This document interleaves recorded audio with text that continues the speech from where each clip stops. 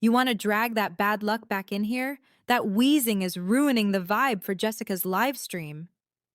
My father stood in the doorway, blocking the heat, staring down at my 5-year-old daughter as she struggled to breathe in the frozen snow.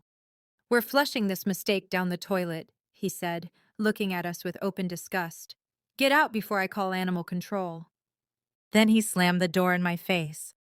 I wasn't asking for money. I was begging for the nebulizer sitting on the kitchen counter of the house I paid for, while my child turned blue in my arms.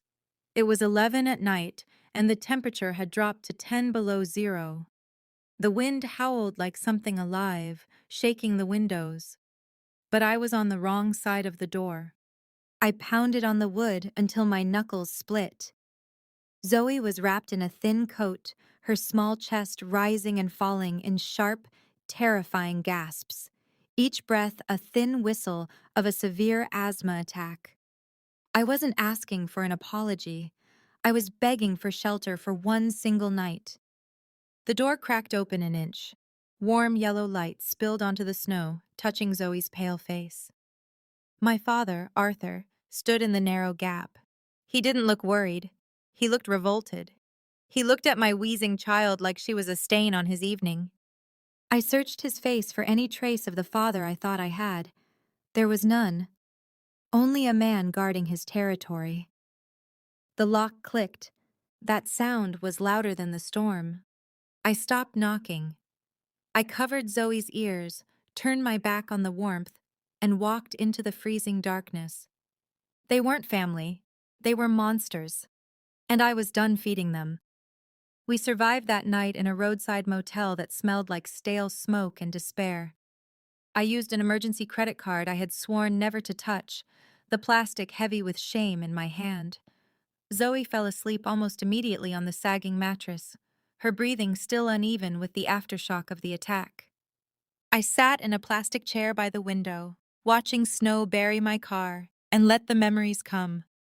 I reviewed the ledger of my life, the one my parents had written for me. They called it The Bad Omen. It was their favorite story. I was born on the exact day my father lost $50,000 in a failed investment. 3 years later, Jessica was born on the day he won a scratch-off lottery ticket. In their twisted arithmetic, I was the loss. She was the gain. I thought about my 16th birthday. I was in a hospital bed, my left leg shattered in 3 places from a car accident that wasn't my fault. I lay there in pain, waiting for my mother to hold my hand and tell me I would be okay. Instead, Linda stood at the foot of the bed, staring at my cast like it offended her. She sighed heavily. Of course you broke it, she said flatly. You break everything, Natalie. You just cost us our retirement. That sentence became my cage for 13 years. They told me the insurance claim was denied. They said they had taken out massive loans to save my leg. They said I owed them my life. And I believed them. I let guilt drive me like a whip. I skipped prom to work double shifts at a diner. I attended a state college on scholarship and survived on instant noodles so I could send them money. For 13 years, I wired them $2,000 every month. I thought I was repaying a debt of love. I believed I could earn my way back into their hearts, even while eating expired bread to cover rent. Meanwhile, Jessica drove a leased Mercedes. She launched 3 fashion startups that collapsed within months, all financed with my parents' savings. When I asked how they could afford it, they told me Jessica was the good luck charm. Investing in her would pay off for everyone. I looked at my sleeping daughter and understood something with brutal clarity. The debt was never real. I had been paying a mortgage on a house I wasn't allowed to enter. I had funded the life of the sister who watched me get thrown into a blizzard. The guilt that crushed me wasn't something I was born with. It was a weapon they built to keep me obedient. And the eviction wasn't just about space. It was about cash. I had saved $4,000 in bills, hidden inside an old coffee tin in the back of my closet. It took me 2 years to save it, $20 here, 50 there, shaved from groceries. It was for Zoe. Her legs were turning inward, a structural issue passed down from my own untreated injuries. She needed a specialist who didn't accept our insurance. That money was her future, her chance to walk without pain. Just before forcing us out, my father raided my room. He claimed he was searching for stolen property, but he went straight to the closet. He found the tin, popped the lid, and counted the bills in front of me, licking his fingers as he separated the notes I had starved to save. "Consider it back rent," he said, stuffing the cash into his pocket. "I pay the mortgage," I choked. "I pay the electric. That's for Zoe's doctor." He didn't blink. He said I should have thought about that before bringing bad energy into his house. But that wasn't what killed the last piece of love I had for him. 2 minutes later, as I stuffed Zoe's clothes into a garbage bag with shaking hands, I heard them in the hallway. Jessica was crying, that soft, practiced whimper she used when she chipped a nail or wanted a new phone. She complained that her aura was damaged after a breakup. Then I heard my father's voice, soft, gentle, the voice he never used with me. "Here, princess," he said. "Take this. $4,000. It's enough for that healing retreat in Bali you wanted. Go find yourself. You deserve peace." Jessica sniffled. To her credit, she hesitated for half a second. "But what about Natalie? Isn't she broke?" Then Arthur said the sentence that rewired my brain. "Don't worry about your sister. She's used to struggling. It's her natural state." I sat in that motel chair as morning light bled through thin curtains and replayed those words. Used to struggling. He didn't see resilience. He saw permission. He believed I was built to suffer so Jessica could shine. He stole money meant for my daughter's legs to pay for my sister's vacation tan. I looked at Zoe sleeping, trusting me to protect her. And I realized I had failed because I was still trying to earn love from people who saw me as livestock. I stood up and walked to the shaky desk. I opened my laptop. The daughter who begged for scraps died in the snow that night. The woman who opened that computer was a senior compliance officer. I hunt fraud for a living. I track missing assets for billion-dollar corporations. And for the first time, I was going to audit my own family. People think audits are dull, just spreadsheets and stale coffee. They're wrong. An audit is an autopsy. You peel back layers of lies and excuses until you reach bone. And I am very good at finding bone. I didn't hack into their bank accounts. That's illegal. I'm a professional. I used the system they never bothered to understand. I went to the library and printed a standard request for records form. I formally requested my complete medical and insurance history from the National Claims Database. I had the legal right to see every settlement, payout, and denial tied to my Social Security number. I filled out the paperwork with steady hands, had it notarized, mailed it, and waited. The next 3 weeks passed in a haze of survival. I found a cheap, drafty apartment on the edge of town. I enrolled Zoe in a new school. I worked during the day, smiling at coworkers, pretending I wasn't homeless, pretending my heart hadn't turned to ash. Every evening, I checked the mailbox. On a Tuesday, the envelope arrived. Thick, white, heavy. I sat at my secondhand kitchen table, the unopened mail in front of me, my pulse pounding in my ears. I sliced it open and pulled out the settlement disbursement record, dated November 2010. My eyes skimmed past the medical codes, past phrases like permanent tibial fracture and reduced mobility. Then I reached the final line. Total settlement amount? $120,450. Status? Paid. The air left the room. They hadn't been denied. They hadn't struggled to save me. They had cashed out. I turned the page. A photocopy of the check stared back at me. Payable to Arthur and Linda Miller, guardians of Minor. On the back, my father's signature curved across the ink in bold, arrogant blue. But I wasn't finished. A settlement proved they received money. It didn't prove theft. They could claim it covered surgeries, rehab, orthopedic shoes. I needed proof of where it went. I needed the final blow. I opened my laptop and logged into the county clerk's public records portal. Property deeds and mortgage liens are public if you know how to search. I pulled up the history of my parents' house, the same house I'd been locked out of. There it was, December 2010, 3 days after the insurance check cleared. Transaction type, mortgage satisfaction. Principal payoff, $120,450. I stared until the numbers blurred. It wasn't close. It wasn't approximate. It was an exact match. Down to the dollar. The sadness drained out of me, replaced by something colder, harder, clear. They hadn't gone into debt to save my leg. They had used my broken body to buy their freedom. Every time my leg ached in the rain, every time I limped after a long shift, I had been paying for their roof. I bought that house with my pain, and they had thrown me out of it. I printed the documents and slid them into a crisp manila folder. I wasn't the ungrateful daughter anymore. I wasn't the bad omen. I was the landlord, and it was time to collect. I didn't call them right away. I needed a witness, someone they couldn't dismiss or manipulate. I went to Dr. Elena Vance, the director of the Compliance Institute where I worked. She intimidated most of the staff, but she respected results. I placed the folder on her desk. I didn't cry. I didn't ask for sympathy. I simply walked her through the timeline. The accident, the settlement, the mortgage payoff. She studied the papers in silence. When she finally looked up, her expression was steel. "This is constructive trust fraud," she said. "In this state, if a guardian uses a minor's funds to purchase property, that property legally belongs to the minor."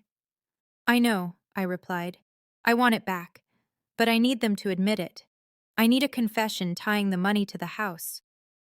She leaned back slightly. "What do you need from me?" "A venue," I said, "and authority."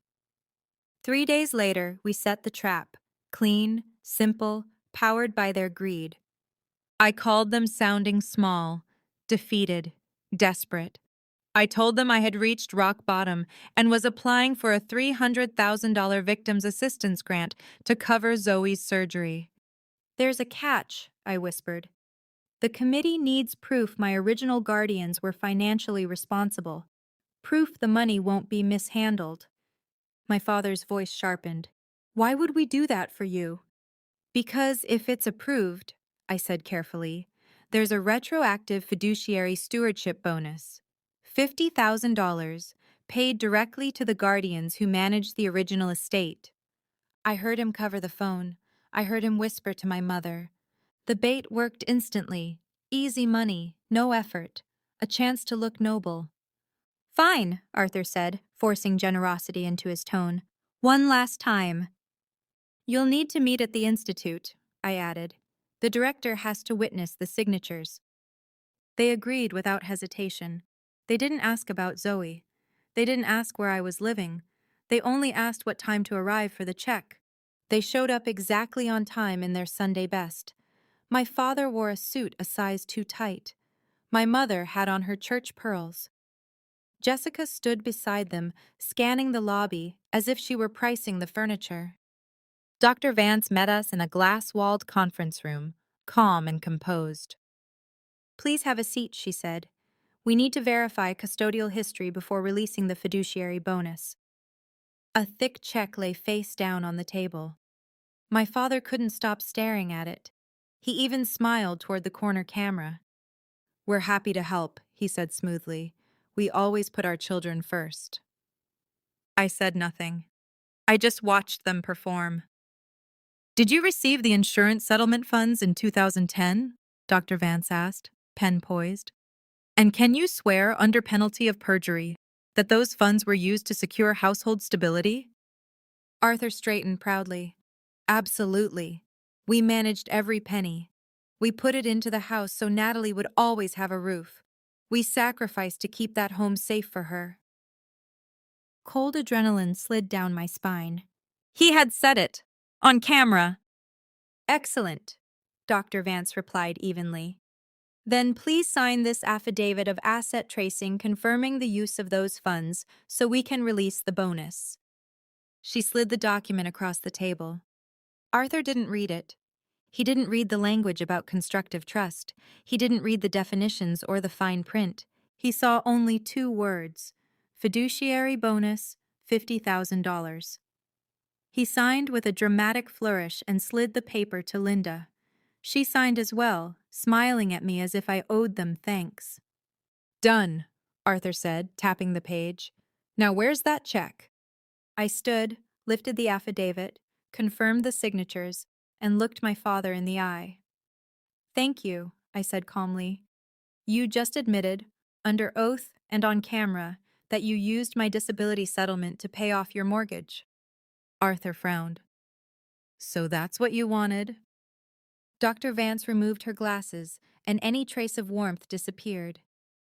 Actually, Mr. Miller, in this state, property purchased with misappropriated funds from a minor is subject to a constructive trust. Since you've admitted the house was bought with Natalie's money, she let the silence stretch. The house doesn't belong to you. It belongs to the victim. Arthur's smile faltered. What? The door opened. A uniformed sheriff's deputy stepped inside. No handcuffs, just documents. Mr. and Mrs. Miller, he said evenly, I'm serving you a temporary restraining order on asset disposal and a notice to quit for trespassing. Trespassing? Linda shrieked. It's my house. Not anymore, I said. You're squatters on my property. I'm evicting you. You have 24 hours to vacate. My father's face drained of color as he looked from the papers to me, to the deputy, the truth settling in. The trap had never been the bonus. It was the signature. Jessica stood abruptly, eyes wide, anger sharp and cold, not because they had stolen from me, but because they had been caught. You idiots, she hissed. You lost the house. Leave, Dr. Vance said firmly. Now. The walk to the lobby was the longest journey of my father's life. No cuffs, just something worse. Total, irreversible defeat. The sheriff followed behind them like gravity. At the glass doors, Arthur spun around, panic replacing arrogance. Natalie, he pleaded, his voice breaking. You can't do this. I'm your father. I felt nothing. No, I said quietly. You, a tenant who didn't pay rent. And your lease is over. I turned to go, but the final blow didn't come from me. Arthur reached toward his golden child. Jessica, honey, get the car. We'll stay with you until this blows over. Jessica didn't move. She stared at her phone, scrolling through the digital copy of the lawsuit the sheriff had just emailed her as a named interested party. When she looked up, her expression was pure self-preservation. You committed fraud? She snapped. You signed a confession, Dad. I have a brand. I can't have this tied to me. We did this for you, Linda screamed. I didn't ask you to get caught, Jessica shot back. My Uber's 5 minutes away. You're on your own. She walked out without a backward glance, leaving them stranded on the sidewalk in their Sunday clothes, clutching a court summons. I sold the house. I never stepped inside again. I hired a crew to clear it out and listed it the day the eviction became official. It sold within a week. I took every dollar of equity my broken leg had paid for and started over. Zoe had her surgery. Then we moved into a bright, clean condo across the city, secured with a system no one else could access. My parents now live in a one-bedroom rental near the highway. Their credit is ruined. They still call from blocked numbers. I never answer. I don't need to. Last night, it snowed again. I sat by the window watching flakes drift past the glass while Zoe slept peacefully, breathing easily, warm and safe. I walked to the front door and turned the deadbolt. Click. It was the most beautiful sound I've ever heard. Have you ever given everything to people who wouldn't even open a door for you? Tell me your story in the comments.